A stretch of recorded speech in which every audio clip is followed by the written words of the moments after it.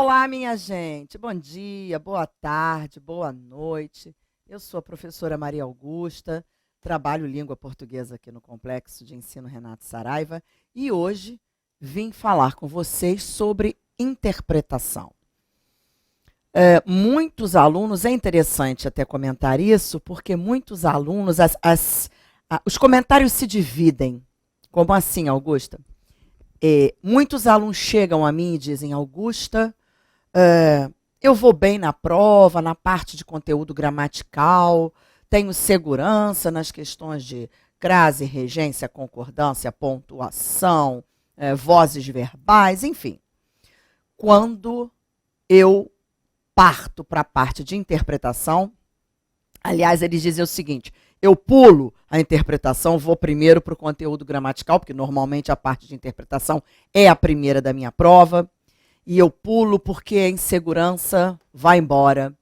Eu sempre fico em dúvida, Augusta, mesmo com textos mais objetivos, de assuntos do dia a dia, de atualidade, muitas provas hoje trabalham direto com textos da atualidade, mesmo assim eu fico inseguro. Eu entendo perfeitamente. Então vamos conversar um pouquinho sobre isso. Primeira coisa, né? Eu sou muito objetiva com os meus alunos e eu digo assim, mesmo que você tenha suas preferências pelo, gramática, interpretação e tal, não dá para fugir. Você precisará resolver aquelas questões. Então, primeira coisa que eu digo, tire esse peso do seu ombro. Como assim, Augusta, se eu tiro o peso, se eu preciso resolver? Vou explicar. Se você tem esse bloqueio, primeiro tente acabar com ele, não é? Eu digo que nós temos vários na nossa vida, às vezes, não é? Andar andar numa escada rolante, tem gente que não gosta, tem medo. Andar de elevador, enfim. Eu acho que qualquer bloqueio que tenhamos na vida, o nosso papel é tentar acabar com ele, né? Para facilitar a nossa própria vida. Mas o que eu quero dizer aqui com facilitar, tirar esse peso, claro que você vai ter que resolver as questões. Mas faça uma coisa. Olhou a prova, 4, 5 questões, as primeiras são de interpretação. Já li o texto, nem gostei muito do texto. Então eu vou partir para as questões de conteúdo gramatical. Faça isso. Faça isso. Depois volte, já mais calmo, porque já garantiu os pontos nas questões de conteúdo gramatical e resolva as questões de interpretação. Então, não fique com esse bloqueio, não, eu preciso seguir a prova na ordem que ela se apresenta para mim. Não. Outra coisa, antes até de começar falando especificamente do assunto, muitos alunos me perguntam assim, Augusta, alguns professores já me disseram que eu não leia o texto, que eu vá direto às questões, ver o que elas estão me perguntando e depois volte ao texto e procure a resposta. Olha só, gente, deixa eu falar uma coisa para você. Isso é regra? Não. Regra não. Minha opinião, tá? Existem bancas que realmente, quando você as conhece, e você abre o seu caderno de provas para começar, você realmente precisa dar uma olhada nas questões. Quando você olha as questões, muitas vezes você percebe que você consegue responder as questões simplesmente voltando ao parágrafo ou à linha. Muitas vezes a questão menciona o elemento tal na linha tal, não é? No primeiro parágrafo. Então, você percebe que você consegue resolver as questões simplesmente voltando ao parágrafo mencionado ou à linha mencionada. Faça isso, você ganha tempo na sua prova, claro. Agora, existem outras bancas com as quais você não consegue fazer isso. Não consegue, não é? As questões de interpretação são mais capciosas. É impossível, não é, responder a uma questão simplesmente voltando àquela linha que a banca mencionou ou ao parágrafo. Não, é preciso que você faça uma leitura completa do texto. Obviamente, quando nós éramos lá da escola, não é? Quando havia a parte de interpretação nas provas, os professores até nos diziam assim, leiam 2, 3 vezes o texto antes de responder as questões de interpretação. E nós sabemos que o concurso, o momento do concurso, na prova do concurso, é diferente, não é? Muitas vezes o tempo é tão apertado, você sabe disso. Então, fica complicado achar tempo suficiente para lermos 2, 3 vezes aquele texto da prova. Então, realmente, lemos uma vez com calma, com atenção, mas muitas vezes precisamos ler, não é? Eu dou até um exemplo. Fundação Carlos Chagas. Eu não sei se você já resolveu curiosamente provas da Fundação Carlos Chagas, mesmo como exercício. Mas se você já fez, você já observou que é uma banca que sempre cobra interpretação logo no início da prova, né? São normalmente as primeiras questões. E é impossível responder as questões de interpretação da Fundação Carlos Chagas sem ler o texto, não é? Então, essa pergunta que os alunos me fazem, Augusto, eu preciso ler o texto? Não, né? Nunca leio o texto. Vou sempre direto às questões e eu repito a minha resposta. Depende da banca, depende da prova. Dê uma olhada nas questões primeiro, porque você muitas vezes percebe claramente que dá para responder sim, voltando à linha, ao parágrafo. Outras vezes você vai perceber que será impossível responder sem fazer uma leitura completa do texto, tá? Então, primeira coisa que os alunos me perguntam muito.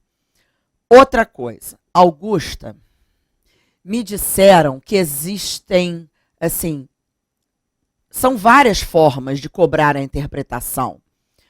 Muitas vezes é aquela questão clássica que cobra a nossa atenção da leitura. Se eu li com atenção, a resposta está ali.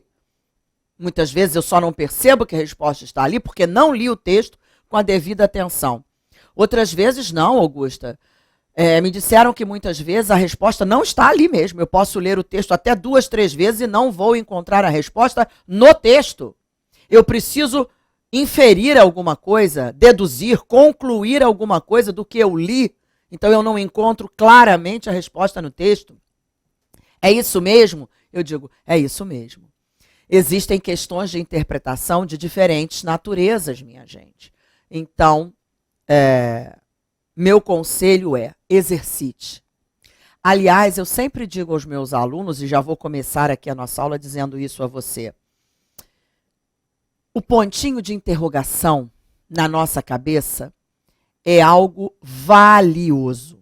Como assim, Augusta? Para mim, o ponto de interrogação significa a dúvida. Você vai me dizer que a dúvida é algo valioso? Sim, muito valioso.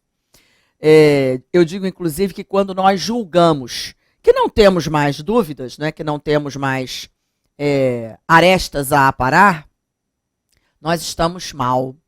Porque enquanto temos a dúvida, né, sobre um assunto, sobre outro, ficamos curiosos e queremos cada vez aprender mais. A dúvida nos faz ir à frente. Então eu digo que o segredo do sucesso é aquele pontinho de interrogação, não é? Eu brinco com os meus alunos dizendo assim, Augusto, estudei português o domingo inteiro. Eu digo, nossa, que bom. Muitas dúvidas? Não, nenhuma dúvida. Nenhuma dúvida. Eu já fico com aquela interrogação. Será que estudou mesmo? Porque estudar o dia inteiro, não digo só português não, gente. Qualquer matéria, estudei o dia inteiro e não há dúvidas. Complicado, não é? Então, meia hora que você pare para estudar, alguma dúvida, algum questionamento surge, não é verdade? Então o segredo do sucesso e da nossa evolução é exatamente a interrogação, a dúvida, a vontade de aprender aquilo, de ter a resposta para aquilo que hoje não temos. Só assim evoluímos. Então eu digo aos meus alunos isso, sejam curiosos. Curiosos como, Augusta? Pesquisem provas anteriores, resolvam. Lendo um jornal do dia ou uma revista, surgiu uma dúvida quanto ao vocabulário. Nossa, eu li esse texto aqui do jornal, essa matéria da revista, eu entendi, né? O geral.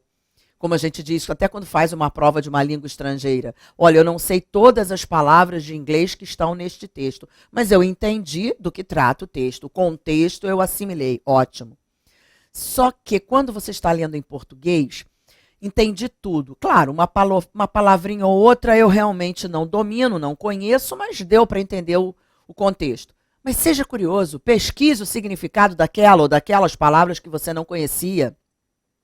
Enriqueça seu vocabulário a cada dia, uma palavrinha que seja. Você já observou como as bancas hoje gostam de cobrar vocabulário? Muito, gente. Elas cobram muito vocabulário. A palavra tal na linha tal do texto poderia ser substituída pela palavra tal ou pela palavra tal, mantendo a correção e o sentido original. Pronto, já está cobrando vocabulário de você, não é? Ai, mas Augusta, aparecia no texto a palavra ápice, o ápice da insegurança, tal, tal, tal. E a banca me perguntava se eu poderia substituir a palavra ápice na linha tal do texto pela palavra auge ou pela palavra paroxismo. O auge eu sei o que é, né? O ápice de alguma coisa, o auge. Agora, paroxismo eu não sabia. Pois é. Então, minha gente, vocabulário, repito, é para você enriquecer a cada dia. Nem que seja uma palavra nova por dia. Faça disso uma meta. Como é importante enriquecer o vocabulário, não só para resolver a prova, não é? Porque sabemos que as bancas cobram isso, mas para uma redação, não é? Você mostrar um vocabulário mais rico, como é bom, enfim. Então não se acomode. Eu digo que o segredo é nunca nos acomodarmos com o que já sabemos, não é? Isso acontece muito. Eu já sei isso aqui, para que saber mais uma forma disso? Essa me basta. Para você concursando, não basta, não é? Você sabe disso. Quanto mais você acrescentar à sua bagagem, melhor para você. Mais seguro, inclusive, você se sentirá no dia da prova. Claro! Então, estávamos falando da história de vocabulário, mas eu aproveito para dizer uma coisa. Eu brinco com os meus alunos dizendo assim, o bom concursando, hoje, quando ele põe a cabeça no travesseiro à noite e ele pensa assim, hoje eu sei exatamente o mesmo que eu sabia ontem. Hoje eu sei exatamente o mesmo que eu sabia ontem. Eu brinco com eles e digo assim, aproveita a cama quente, travesseiro macio e chora. Nossa, Augusta, chora porque brincando, mas é uma verdade. Porque você não acrescentou absolutamente nada novo à sua bagagem? Nem que seja isso. Paroxismo quer dizer auge, ápice, o topo de alguma coisa, o paroxismo da insegurança, o auge. Então hoje eu aprendi o que significa paroxismo. Já valeu, gente, já não precisa chorar no travesseiro macio. É isso que eu quero dizer. Uma coisa nova a cada dia. Claro, não só de língua portuguesa. Pode ser de qualquer matéria que você estuda para o seu concurso, mas pense assim, hoje eu não estou no mesmo ponto em que estava ontem. Eu fui um passo à frente. Eu aprendi alguma coisa nova. Eu acrescentei alguma coisa à minha bagagem. Isso vai contar muito a favor para você. Muito. Muito bem. Então, minha gente, sejam curiosos. Peguem provas anteriores para resolver. Façam as provas. Augusta, mas eu não gosto de fazer as provas, porque eu, quando erro, fico para baixo, fico deprimido. Calma, é assim mesmo. Mesmo que você erre muito nas primeiras, depois seu resultado vai melhorar, isso é fato. Eu digo que crescer dói. O resultado das primeiras provas, como exercício, pode ser medíocre, vamos dizer, muito aquém do que você desejaria, mas não desista, você vai melhorar sim, isso é fato, é indiscutível. Ninguém que exercite regularmente fica parado no mesmo ponto, claro que não, evolui sim, isso é fato. Então acredite e não desanime porque errou muito nas primeiras que você pegou para resolver. Então eu trouxe aqui, gente, uns comentários sobre interpretação e tal, coisas simples, mas importantes, para nós vermos juntos, tá? Então, vamos dar uma olhada aqui. Uma outra coisa, gente, que os alunos me perguntam, interessante isso, agora eu lembrei. Augusta, às vezes eu vejo assim, no programa de língua portuguesa, lá quando sai o edital, eu vejo assim, compreensão e interpretação de texto, ou interpretação e compreensão. Aí o aluno me pergunta, Augusta, compreensão e interpretação não são a mesma coisa, não é? Eles põem os dois, para que colocar os dois se são iguais? Não, não são iguais. Vou aproveitar para falar disso. Compreensão. Você compreendeu o texto? Você leu o texto e você ficou voando ou você compreendeu? Não, eu compreendi, claro que eu compreendi o que está no texto. Ótimo. e o que você interpreta dele. Aí entra a interpretação. Então, presta atenção. Compreensão de um texto é ler e entender do que ele está tratando. Agora, o que você interpreta dele é outra história. Quer dizer, o que você concluiu disso que você leu. O que você inferiu, o que você deduz disso aí que está no texto. Aí vem a sua interpretação, a sua visão da coisa. Então, realmente não são a mesma coisa, tá certo? Então, compreender é uma coisa e interpretar é outra. É claro que as bancas hoje adoram cobrar a interpretação. Você já deve ter visto, assim, N questões de prova em que a banca usa os verbos conclui-se, deduz-se, infere-se. Esse verbo, então, é figurinha carimbada nas provas. Infere-se da leitura do primeiro parágrafo. Quer dizer, deduz-se, inferir é deduzir. Deduz-se, conclui-se da leitura do primeiro parágrafo. Então, depois de ler o primeiro parágrafo, o que você conclui dele, o que você deduz dele, o que você infere dele. Então, minha gente, é isso, não é? Então, realmente, as bancas gostam muito das questões de interpretação, porque acabam sendo aquelas em que o candidato consegue mostrar a sua percepção da leitura, o seu discernimento, não é? Para perceber o que está certo, o que está errado, o que extrapola totalmente a mensagem do autor do texto, enfim. Mas, realmente, existem questões que vão... Você volta ao texto e você encontra a resposta, e existem outras em que não adianta voltar ao texto. Você vai ter que inferir, deduzir, concluir alguma coisa do que você leu. Muito bem, então vamos passar para cá, dando uma olhadinha nas dicas que eu trouxe aqui, que são pontos importantes. Coisas simples, minha gente, mas muitas vezes são motivo de erro por parte de um candidato. Falei, não, eu quero ver isso com eles. Vamos dar uma olhada. Bom, então vamos lá.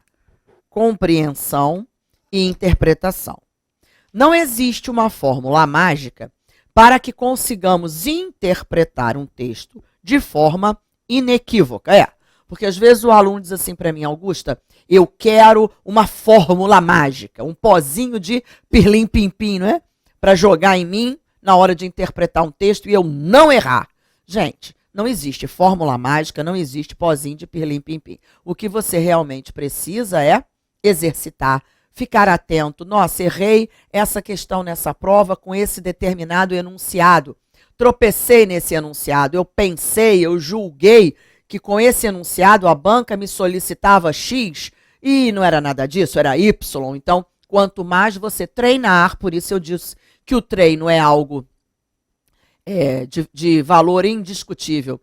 E o aluno me diz assim, Augusta, eu achei que só a parte de conteúdo gramatical necessitava de treino. Não, claro que não, gente. Interpretação também. Quanto mais você fizer, claro que não são os mesmos textos, não são as mesmas perguntas, mas, principalmente quando você já tem sua banca definida, fazer provas anteriores, resolver as questões de interpretação, porque tem aluno que diz assim para mim, Augusta, como eu sei que não vem aquele texto e não vem aquelas questões de interpretação, quando eu pego provas para exercitar em casa, eu não faço a parte de interpretação, não. Eu só resolvo as questões de conteúdo gramatical. Gente, eu entendo que não vem aquele texto, que não vem aquelas perguntas para você, mas você precisa exercitar. Faça sim, porque a forma de cobrar as questões de interpretação é muito própria de cada banca. Então, você exercitando aquela banca várias vezes fazendo provas, vai trazer uma segurança para você indiscutível. Então, mas é porque eu erro muito, então eu prefiro não fazer. Esquece isso, é errando que se aprende, gente. Tá certo? Muito bem. Então, não existe realmente uma fórmula mágica para isso, né? Há, porém, alguns passos que devemos seguir e que muito nos ajudarão. Então, vamos ver. Número 1. Faça uma primeira leitura, já sublinhando... Deixa eu puxar a canetinha aqui, gente. Já sublinhando... Ih, não puxei, né? Peraí, aqui. Ok. Faça uma primeira leitura já sublinhando palavras que considere importantes. Como assim palavras, Augusta? Você leu o primeiro parágrafo. Muito bem. Eu disse uma primeira leitura porque, às vezes, É difícil isso, né, acontecer, mas às vezes a prova vem com um tempo um pouquinho mais solto e você até consegue fazer a leitura 2 vezes, mas enfim. Se não tem tempo, se o tempo é apertado, já sei que são, sei lá, 4 horas para não sei quantas questões, o tempo vai ser apertado, ainda tem uma redação para fazer, não é isso? Então, faça aquela leitura calma, criteriosa, porque às vezes o aluno peca por isso. Ele está nervoso, né, gente? Quando o fiscal diz, podem começar, o aluno que não está com o emocional muito pronto, ele já começa a tremer, já sai do prumo. O que acontece? Ele lê aquele texto, eu digo que ele engata a primeira e vai. Ele leu e não entendeu, não é? Quando ele termina de ler, se ele mesmo perguntar assim, mas o que o texto está dizendo? Que ponto de vista esse autor está defendendo? Ai, não sei, não me lembro mais. Aí ele volta para ler de novo. Então, o que acontece? Ele precisa otimizar o tempo. Leia o texto, uma vez que seja, mas com muita atenção. Leia devagar e, como eu disse aqui, leu o primeiro parágrafo, já vai sublinhando o que você acha que é mais importante naquele parágrafo. Palavras-chave, como nós dizemos. Nossa, nesse parágrafo, a ideia central, as palavras-chave são essa, essa e essa. Marque ali para você mesmo, para você já saber qual é a essência daquele parágrafo. Vai para o outro parágrafo, faça a mesma coisa, tá? Muito bem. Número 2, eu pus assim. Marque em cada parágrafo a ideia central, a tese, não é? Defendida pelo autor em cada parágrafo. Qual o ponto de vista, qual a tese, qual o argumento que o autor usou neste parágrafo para defender o ponto de vista dele? Nesse parágrafo foi isso. Isso aqui é a essência do autor, a tese que ele puxou aqui. Pronto, marque, chame a sua atenção para aquilo. Muito bem. Quando encontrar algum trecho que suscite dúvidas, marque-o. Faça uma interrogação na margem da folha para chamar sua atenção. Caso haja alguma questão acerca daquele momento do texto, você estará atento. É isso mesmo. Leu o texto, leu aquele parágrafo. Nossa, esse trecho aqui ficou confuso para mim. Põe logo uma interrogaçãozinha ali ao lado. Porque se houver uma questão envolvendo aquele trecho do texto, você já vai saber, eu pus uma interrogação aqui porque não ficou muito claro para mim. Vou ler de novo com mais calma, com mais atenção. Faça isso, vai facilitando o seu trabalho ao longo da prova. Muito bem. Número 4. E essa é importantíssima, gente. Muita atenção aos enunciados. Muitas vezes o candidato perde uma questão por não entender exatamente o que pede o enunciado da questão. Nós dizemos que é o comando da banca. Gente, eu tenho experiência e posso dizer a vocês que isso acontece mais, mas muito mais do que se imagina. O candidato é excelente. O candidato estudou muito. Ele está realmente pronto para resolver aquela prova. Aí ele vem conversar comigo, Augusta, na segunda ou na terça depois da prova. Olha aqui, Augusta, o que eu errei. Eu não entendi, Augusta, porque eu errei essa questão. Ainda diz assim, eu não entendi. Vamos ler juntos, eu falo. Aí eu leio o enunciado. Que os argumentos adequados ao ponto de vista do autor do texto, blá, blá, blá, blá, exceto... Ai, Augusta, eu não acredito. A banca queria o exceto, quer dizer, o que não foi argumento defendido pelo autor do texto. E eu marquei de cara o que foi, Augusta. Pois é. Isso acontece mais do que se imagina, sabia? E eu digo, eu até entendo que este tipo de erro se deve muito ao emocional, não é? Fazer uma prova em casa, descompromissadamente, sentado à mesa da sala ou até deitado lá no sofá, não é? Às vezes estão deitados lá com a perninha para o alto, vou pegar essa provinha para fazer, é uma coisa. Fazer no momento da prova em que o emocional ali está sendo testado é outra coisa, eu entendo perfeitamente. Por isso, e sem contar que existem pessoas que são mais dispersivas que outras. Eu brinco com os meus alunos dizendo que eu melhorei muito com o passar dos anos, porque eu era muito dispersiva, muito. Eu erraria muito facilmente isso. A banca quer a certa, eu marcar a errada. A banca querer a errada, eu marcar a certa. Nossa, ainda faço isso quando pego uma prova para resolver, para depois trabalhar com os meus alunos. Se eu encontro num enunciado o seguinte, o item que não poderia completar a lacuna, eu já vou e marco aquele não, faço uma linha em volta, ponho uma seta chamando a minha atenção para o que a banca quer, que é o que não completa adequadamente, o que não pode preencher a lacuna, porque ainda hoje, de repente, eu me esqueceria do detalhe que ele quer o que não completa, o que não é adequado. Então, eu digo que cada candidato é o seu termômetro. Você sabe se você é dispersivo, e você perderia uma questão por falta de atenção, a banca quer um errado e você marca certa, quer a certa, você marca errado. Eu digo que o comando da banca, o que ela pede no enunciado, é tão importante quanto as alternativas. Não é isso? Então vamos em frente? Então vamos lá. Ah, minha gente, essa dica número 5 aqui, eu digo que ela é dica de primeira linha, sim, muito importante. Muito importante. O aluno vem para mim e diz assim, Augusta, eu errei essa questão de interpretação aqui na prova, mas, sinceramente, se você puder me ajudar, porque até agora eu não entendi por que eu errei. Porque está aqui, aí ele mostra, está aqui no texto. Essa é aquela questão até que eu recorro ao texto e encontro a resposta lá. Eu não preciso ficar inferindo nada, não. Olha aqui, o que a banca perguntou está nesse trecho do texto. Lê comigo, Augusta. Aí eu leio. Realmente está. Então, Augusta, por que não é a alternativa que eu marquei? E eu digo assim, veja a alternativa que você marcou. Ela diz que aquilo acontece exclusivamente na região sudeste. Olha bem, a questão diz que aquele fato acontece exclusivamente, ou aconteceu exclusivamente na região sudeste. No trecho do texto que você leu, diz que é exclusivamente na região sudeste?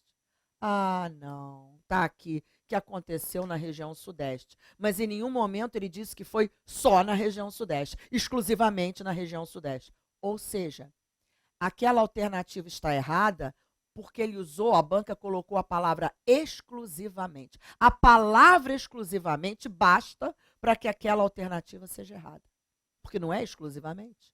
Então, essa de número 5 fala sobre isso. Veja. Muita atenção a palavras de conteúdo radical.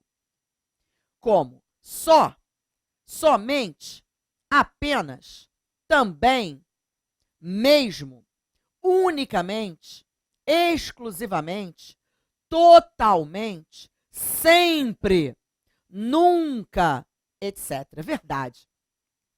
Dizer que uma coisa acontece naquela região, por exemplo, é uma coisa. Dizer que aquele fato acontece sempre, ou que nunca acontece, é outra coisa. Então, eu chamo de palavras de teor radical. Porque uma palavrinha dessas aqui, existem outras, eu coloquei as principais, uma delas basta para desabonar uma alternativa, como nesse exemplo que eu dei do exclusivamente. Aquilo acontecia na região sudeste, sim, mas o texto não dizia que era exclusivamente na região sudeste. Então, quando você ler uma alternativa que tem essas palavrinhas, sempre, nunca, jamais, totalmente, unicamente, ligue o alerta, volte ao texto, porque naquela palavrinha pode estar o segredo da questão, certa ou errada. Tá certo, minha gente? Muito bem. Então, por vezes, uma delas basta para alterar o sentido de uma alternativa e se você não está atento, perde a questão. Muito bem. Então, essa aqui, ó, muito importante. Número 6. Lembre-se, ó, de que existem dois tipos de questão de interpretação. A de recorrência e a de inferência, como nós já falamos. A questão de recorrência, como o nome diz, é aquela em que você recorre ao texto e encontra a resposta. Você não tem que deduzir, inferir, concluir nada. Voltou ao texto, a resposta está lá.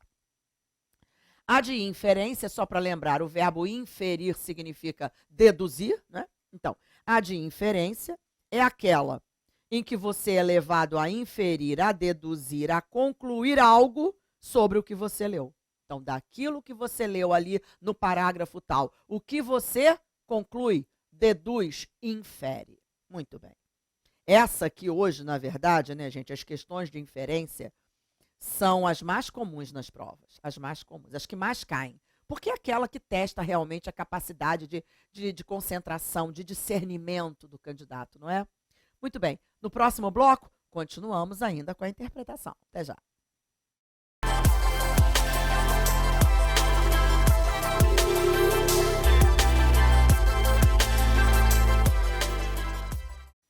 Muito bem, minha gente. Então, continuando aqui, vamos ao número 7.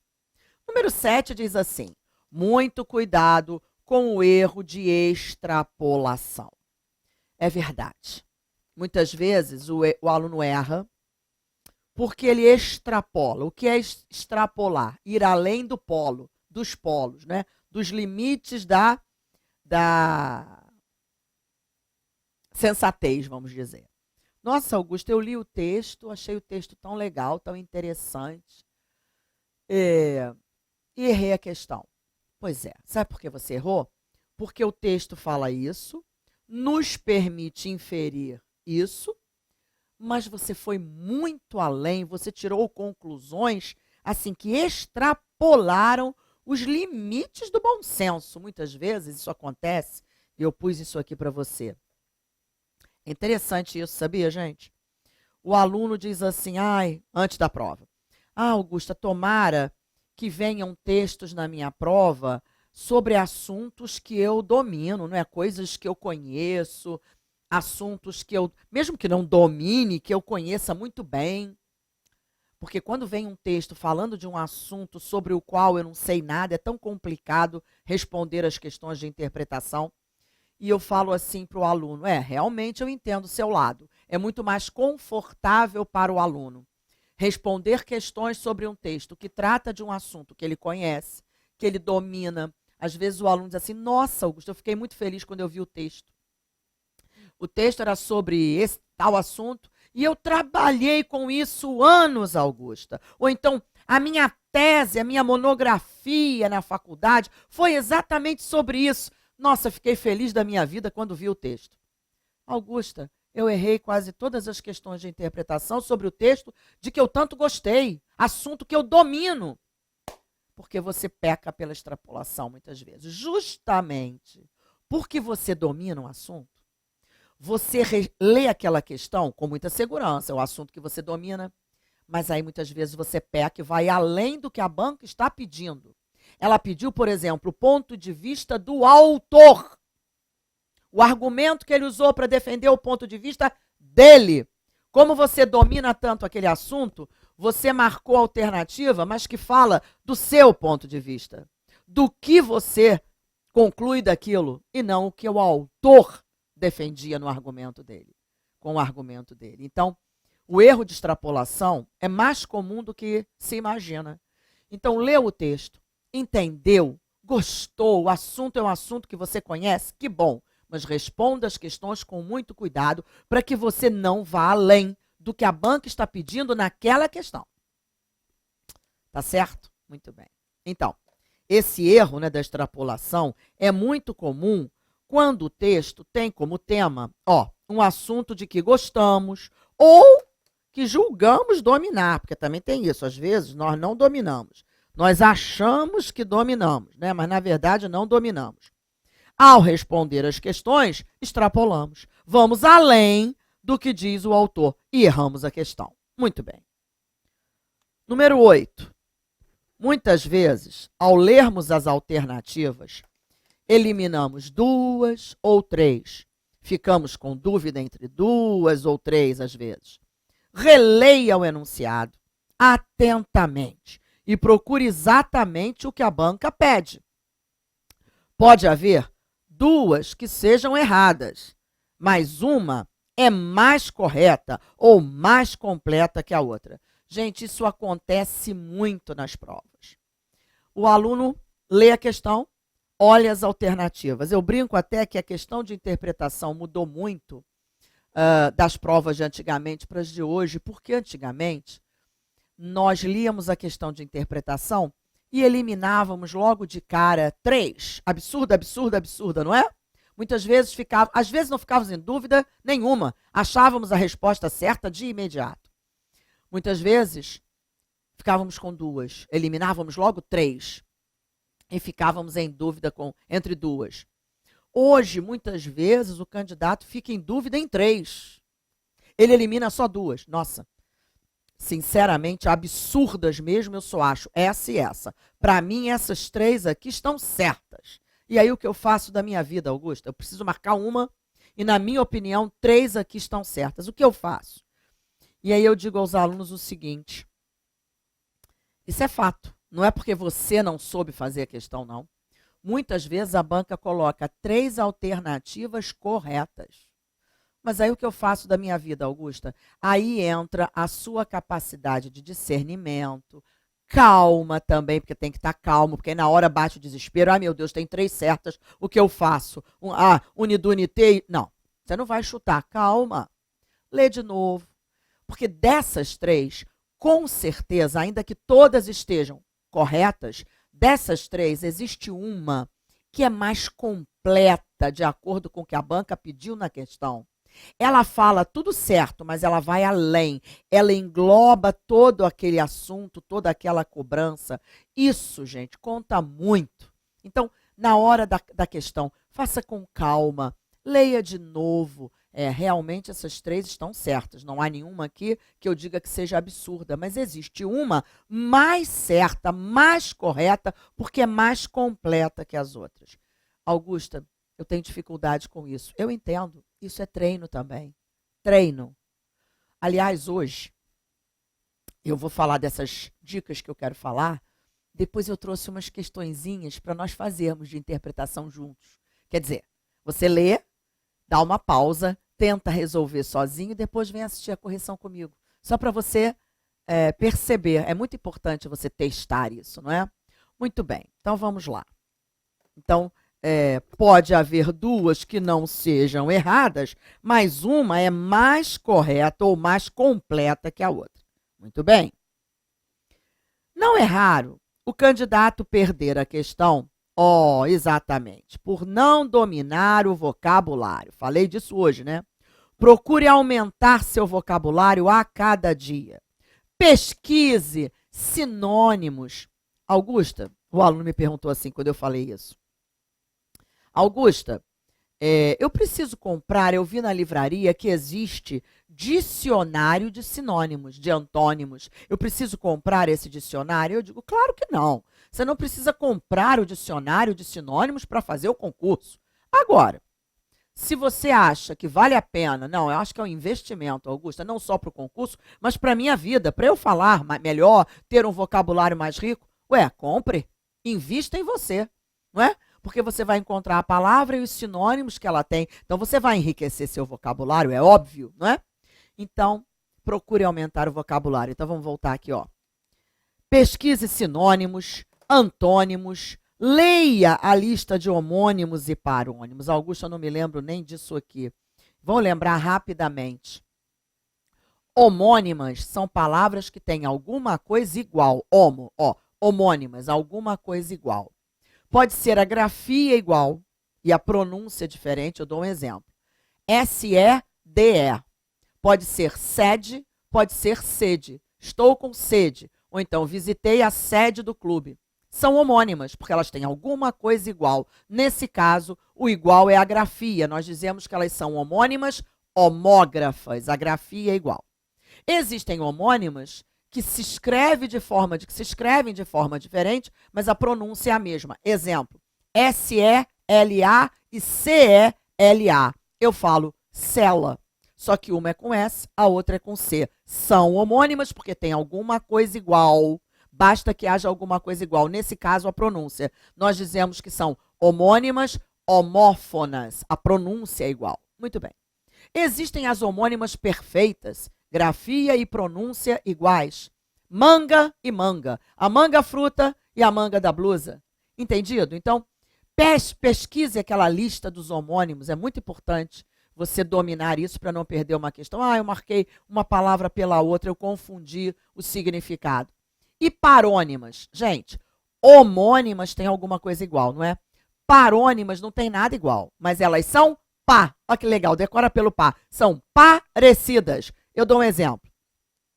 Descrição e descrição. São iguais? Eu escrevo igual? Não. Uma é com E, a outra é com I. Eu falo igual? Também não. Mas são parecidas? São parônimas. Muito bem. Eminente e iminente. Deixa eu achar. Não, temos várias, né, gente? Intimorato e intemerato. São tão parecidas, já caíram em prova várias vezes. Procure saber o significado de cada uma. Enfim, gente. Então, homônimos e parônimos, duas listinhas importantes para você estudar. Muito bem. Aqui. Isso aqui caiu numa prova. A questão pergunta: em qual alternativa se observa a intertextualidade por alusão? O que é isso?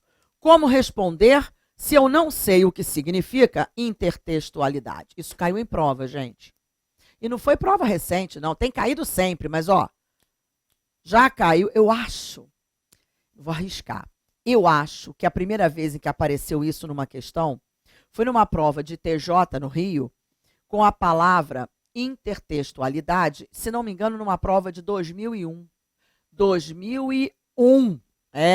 Gente. Então, não é coisa nova, não. Isso já cai, ó, há bastante tempo. O que significa, Augusta, intertextualidade? Ó, textos interligados. Intertextualidade. Então, se a banca pede a você que marque a alternativa em que você encontra um exemplo de intertextualidade, é aquele trecho do texto em que você encontra textos interligados. Quando ele diz textos, muitas vezes, não é o texto inteiro, não. Uma citação, uma frase de um verso de uma poesia famosa e que tem tudo a ver com o assunto sobre o qual o autor está escrevendo, aí ele usa aquela lança-mão daquele verso conhecido, daquele poema, ou de uma letra de música, ou de um provérbio popular, ele adapta e usa no texto dele. Isso é exemplo de intertextualidade.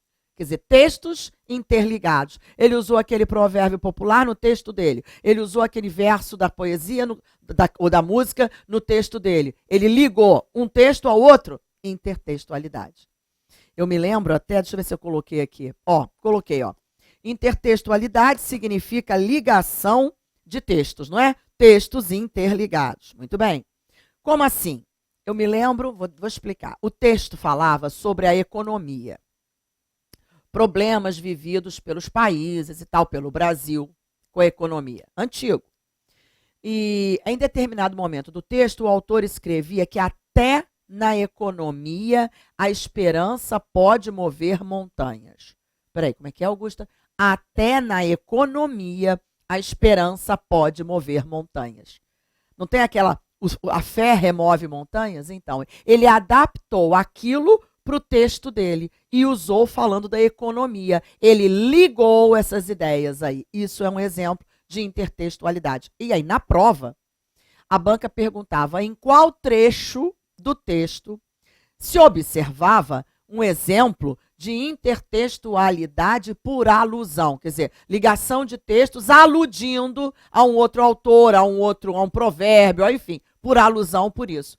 Aí havia 5 frases do texto e o gabarito era exatamente essa: até na economia a fé pode mover montanhas. Esse era o gabarito, ok? Então, até na economia a fé não, perdão, ele usava esperança. A esperança pode mover montanhas. Observe que ao escrever sobre a economia do país, o autor se remeteu a um provérbio e mesclou a seu texto. Muito bem. Número 10. Quando você estiver com muita dificuldade em determinada questão, não se prenda muito tempo a ela. Aliás, eu sempre falo isso e todos os professores. Você, de repente, já ouviu isso de todos. Lá vem mais uma professora falar isso. Mas é porque é muito importante falar isso para vocês, porque nós percebemos muitas vezes que vocês ficam angustiados. Estão fazendo a prova, estão indo bem. Aí vem uma questão que impacta. Ai, meu Deus, não tenho a menor ideia do que responder aqui. Vou ler de novo. Aí você lê de novo. Continuo sem saber o que eu vou responder aqui. Não sei mesmo. Vou ler de novo. Aí aquilo vai bater, né? Vai bater no desespero. Aí você olha para os lados, os colegas é ótimo, os concorrentes estão fazendo a prova e você parado numa questão. Nem adianta a prova, nem faz aquela. Não faça isso. Primeiro, porque isso mexe com o seu emocional. Você começa a perceber que você está perdendo tempo ali, porque você não está fazendo a prova, e nem aquela questão. Não está adiantando a prova e nem aquela questão. Pule a questão. Vá adiante. Adiante sua prova. Resolva as questões em que você tem segurança, depois volte a ela. O tempo é valioso para você, você sabe disso, e isso faz com que você perca o prumo, né? O seu emocional seja abalado. Não permita isso. Não vai ser uma questão, duas, que vão me tirar do prumo, ok? E outra coisa que eu digo aos meus alunos, quando bater o desespero porque você não sabe fazer uma questão, lembre-se de uma coisa, naquele exato momento existem milhares de concorrentes parados na mesma questão. Ou você acha que só você vai ter dúvida naquela questão? Claro que não, gente. Você é tão capaz quanto todos os outros. Você está com dúvida naquela questão e milhares de outros estão com dúvida nela no mesmo momento. Então siga adiante, depois volte. Tá certo? Então, quando você estiver com muita dificuldade em determinada questão, não se prenda muito tempo a ela. Continue a responder as questões seguintes. Ainda tem isso. Muitas vezes, ao ler uma outra questão na frente, você encontra dados que ajudarão a responder aquela anterior. Verdade, não é? Bom, essa aqui eu não sei mesmo. Vou pular, depois eu volto. Aí você continua a prova. De repente vem uma questão lá na frente. Nossa, li essa questão agora, ó. A luz acendeu. Acho que eu já sei exatamente o que a banca quer naquela que eu pulei. Isso acontece tantas vezes, gente. Tá bom? Ok, então vamos adiante. Número 11. Dê muita atenção ao comando da questão, né? Já falei disso. Não se esqueça do que muitas vezes é motivo de erro por parte do candidato. Ao ler o enunciado, atente para o que a banca pede, se é o correto ou incorreto. Ou então é assim, ela começa o enunciado, o uso do acento grave nas expressões adverbiais com palavras femininas foi apresentado adequadamente nas alternativas. Ele vai te fazendo seguir uma linha. De repente, ó, ele sai daquela linha e diz assim, exceto... Ah, é verdade, Augusto, eu já errei questão por causa disso. Ele vai falando tudo certo, tudo certo, tudo certo. De repente, no fim do enunciado, ele me pede o exceto. Ou seja, eu estou numa trilha e de repente ele pede que eu saia da trilha. Porque ele não quer os certos, os adequados. Ele quer o exceto, quer dizer, o que não é certo, o que não está adequado, ele quer a errada. E eu marco a certa e erro. Gente, isso aparece tanto nas provas hoje. E eu até explico a vocês por quê. Sabe por que as bancas gostam tanto de cobrar isso? Porque é uma questão em que ela cobra, além de tudo, a sua concentração, a sua atenção. Porque existem alunos, como eu disse, excelentes, sabem tudo, estudam muito, estão preparados, mas são pessoas, por natureza, desatentas, desligadas, como nós dizemos, não é? A banca, ela sabe tudo daquilo, ela estudou muito, ela ensinou até aos amigos, só que ela é desatenta. E nervosa, então ela fica mais desatenta. A banca pedia o inadequado, ela marca o adequado. Ou então, todos estão corretos, exceto, ela esqueceu que havia um exceto ali. Aí é que é triste, você saber o assunto, dominar o conteúdo e perder uma questão por falta de atenção, não é isso? Então, muito cuidado, ok. Número 12, e esse é importante também, ó, já falamos mais ou menos disso. Se você percebeu, ao folhear sua prova, que as questões mais fáceis são as de conteúdo gramatical, resolva logo, gente, claro! Garanta seus pontos.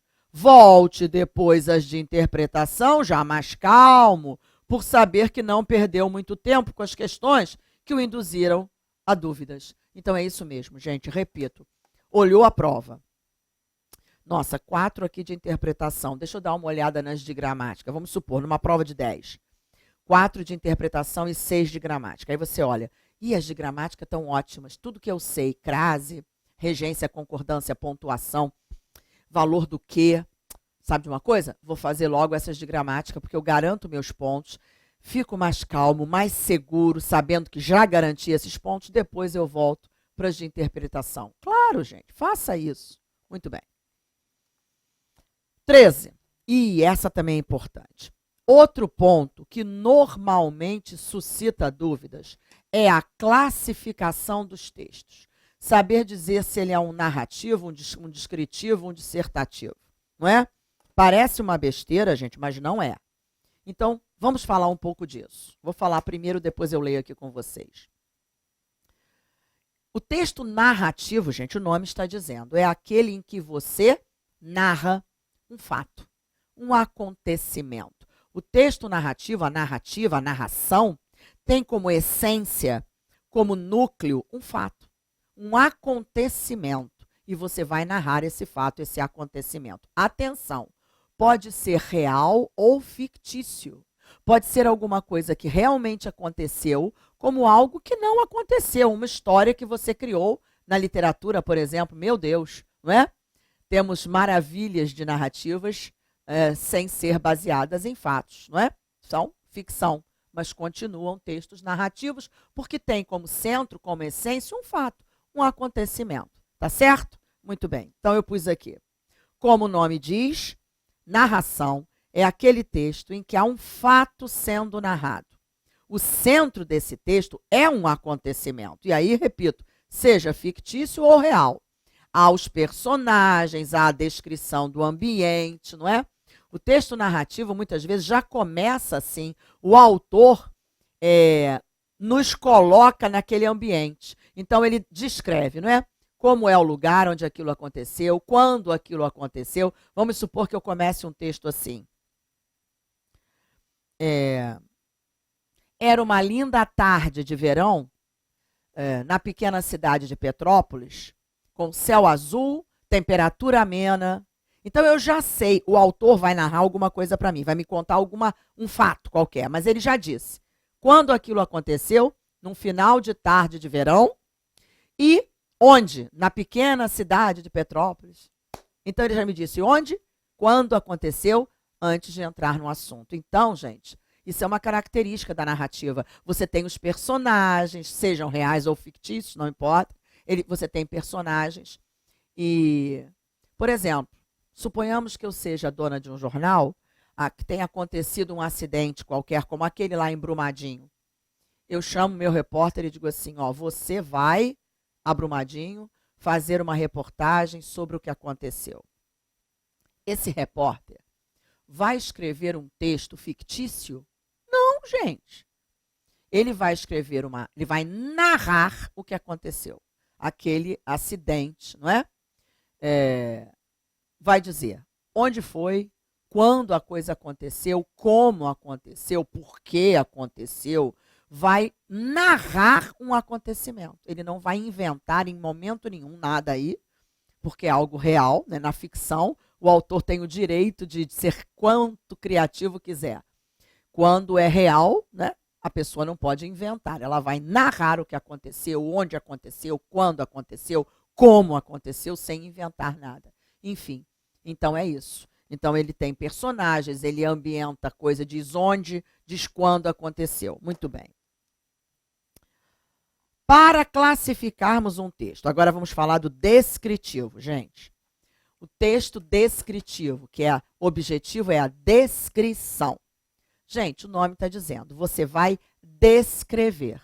E aí pode ser uma pessoa, pode ser um lugar, pode ser um objeto, não é?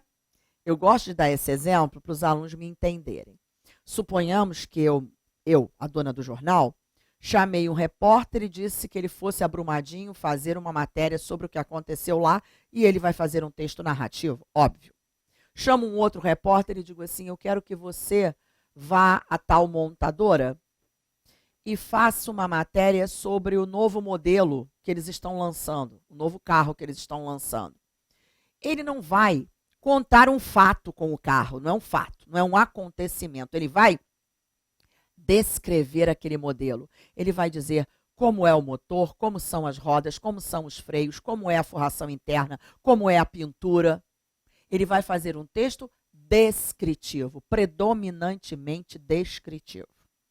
Aí o aluno já me para e diz assim: Augusta, me veio uma dúvida agora.